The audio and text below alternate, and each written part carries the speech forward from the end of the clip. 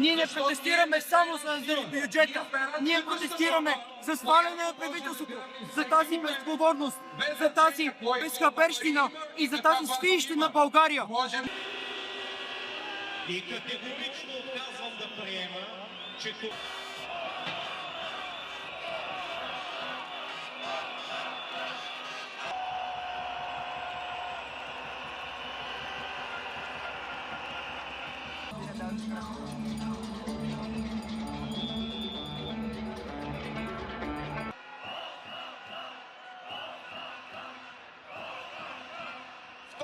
Много се надяваме нашите действия да имат смисъл. Това, което мога да кажа от себе си, че ние няма да спрем. Ние сме готови да продължим с активни протестни действия. Ние обединяваме студенти из цяла България. Стах се свърнат студенти от много български родове, студенти български в чужбина и ще може да се видите какво ще направим с активните си протестни действия. Но от нас зависи ние в момента да разградим този порочен модел на Борисов и Пеевски и заради това е създадено това обединение.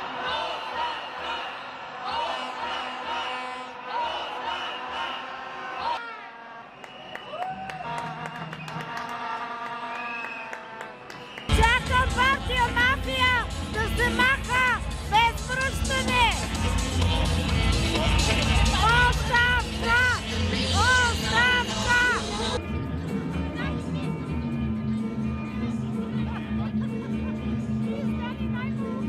Защото на народа му омръзна да бъде манипулиран, грабен, лъган, заблуждаван, обедняван и разрушавани човешки животи много.